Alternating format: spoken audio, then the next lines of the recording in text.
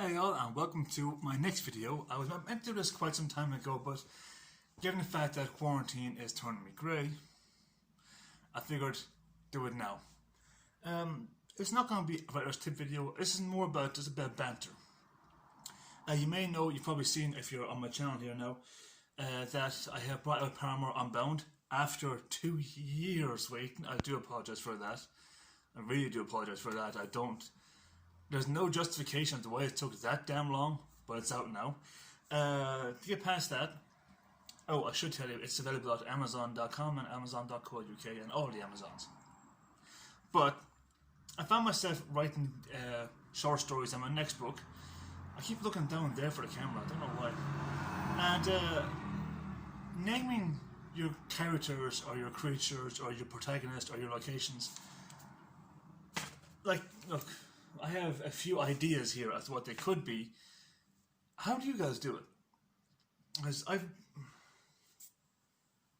Sorry, I'm a bit of a priss like that, okay? I'm still a mess, but I need a haircut, I know. I don't know a better way to do it than to make a list. But if I make a list, I could literally spend an hour, maybe a little more, just making that list and adding to it. Even as we're speaking, I have ideas for beasts or creatures or characters or locations. Like, I have all the locations here on the map. There, see it? But, in saying that, that takes a lot of pressure off. That took me the best part of, I think it was, making and doing 3 weeks. Between getting all the names together and actually making the map, designing it, laying it out. About 3 weeks in all. I'm sorry, I'm trying. Quarantine has brought out the vanity in me, more so than it already was. I really don't know of a quick or not an easy method, but a more, my voice has dropped, a more helpful way to get names for creatures. Like, I can think of the image of the creature that I want, like in Paramore Unbound. I'm sorry to keep bringing it up, but it's my most recent one, so there you go. There's a parasite called Chrome. Suppress the accent. Chrome. So I wanted something like a Robocop-esque character that was more sentient, more organic than machine, but it had to have machine-like elements. So I was thinking, okay, what sort of metal or mineral moves or could possibly move similar to a man? And chrome is flexible. It's not as flexible as flesh and blood, obviously, but it is more flexible. It's more, what's the word? Pliable. So chrome just worked for me on that one. Not very creative, I know, but I was on a deadline. I had three days, I think it was. I panicked and I just changed the name. So there you go. Excellent example. Chain or chained wielding something. Fiend, beast, mermaid, merrow, mer, golem. There's like a plethora of things it could be. But for what I need that to be, it has to be something grotesque and really just nothing like you've even described before. Thank you. I got a pen. Sorry about this. I just got one name in my head that I have to write down. I'm not telling you what it is though, because it's mine. Although I'm pretty sure you'll see it anyway. I even look to these things like these little Chrome-esque characters. I just noticed that now. Are little figurines from my D&D of Paramore Unbound, or of Eru Saga. Then we had the werewolf. You can't see there. Oh, hang on. There he is. There's the wolf. I had the little dragon in the jar with the clother ring I will never wear again, because of reasons. We have the soldiers with Ewoks, because they're Ewoks. Don't at me. Venom, because it's what you have. Okay, it's Venom. You have Venom. That's just it. Spider-Man, Trunks. I couldn't find Vegeta, so I had to settle for Trunks. Dark Magician Girl here, Tifa down there, Mario, Miss Marvel should be next to him. She started falling down. She's tired. Do you actually have the same issue as me? You may not write the same genre stuff as I do. I'm a science fiction and fantasy sort of person, but I am trying to branch off into more of a dramatic, not thriller, but realism, I guess. I want to add a bit of realism into my stories.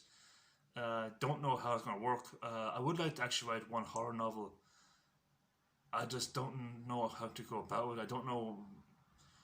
The issue lately is everything is getting so persnickety, if that's the word I want to use. You can't really say or do or have this phrase, that phrase.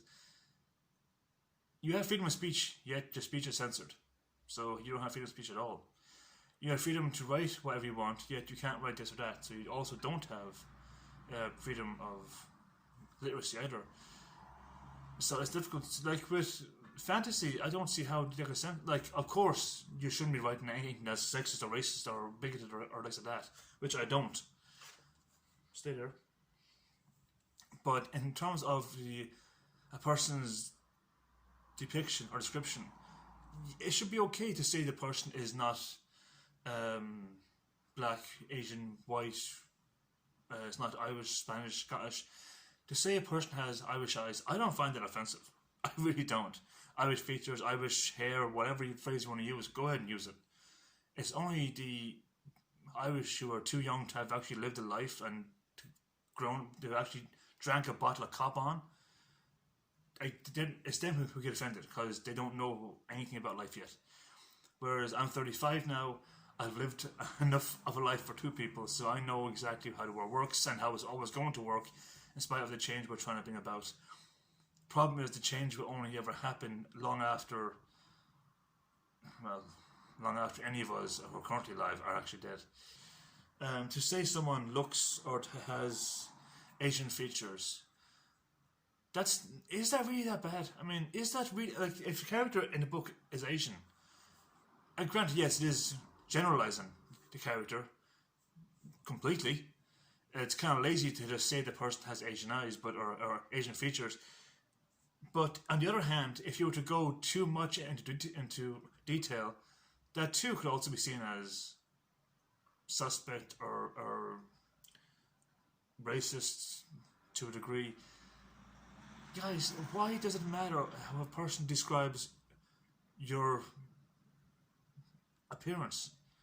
It doesn't affect me if someone, like, okay, before I had my hair cut and the beard was actually a proper beard, what it is now, thank you, quarantine, I did look exactly like Mark Wahlberg.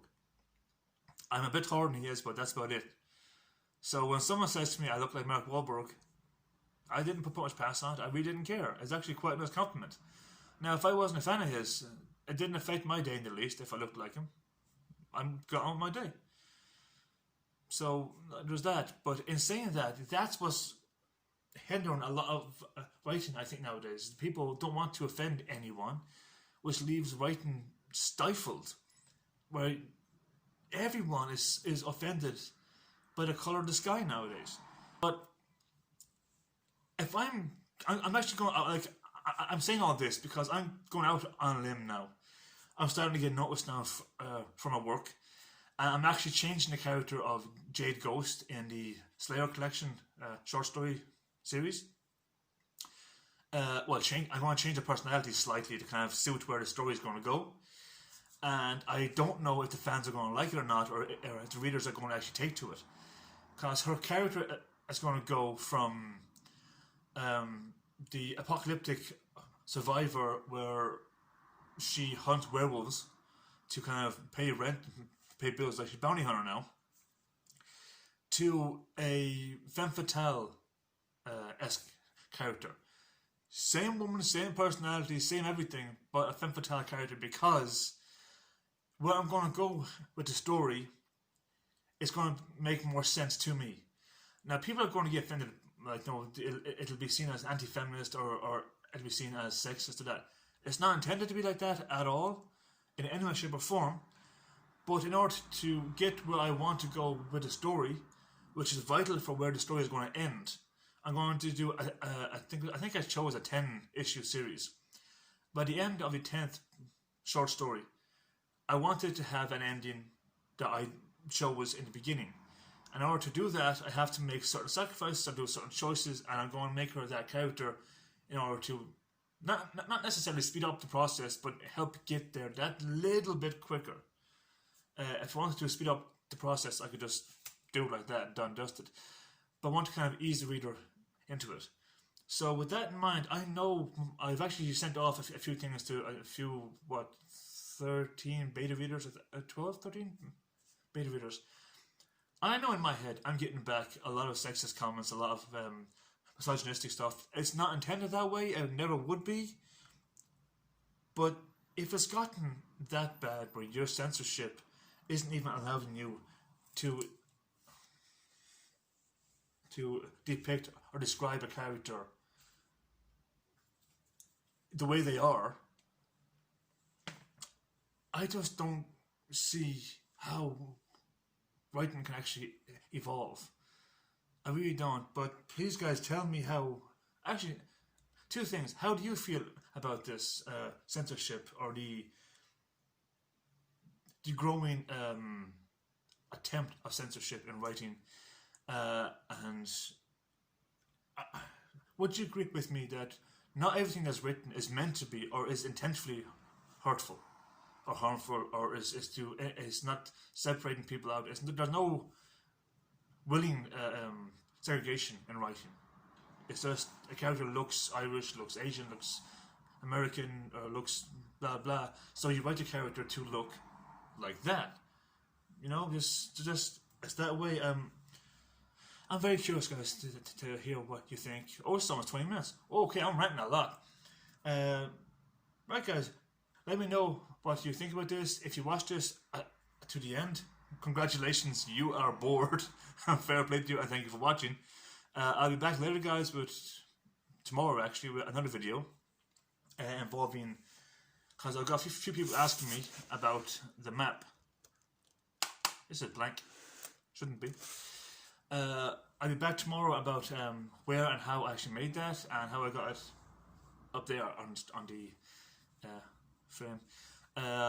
Really easy, really handy. I'll back to you tomorrow with that, guys. But until then, please let me know. I'm very curious as to what you guys think about this. So have a good one. Stay indoors. Don't congregate. Clean your hands. Be hygienic.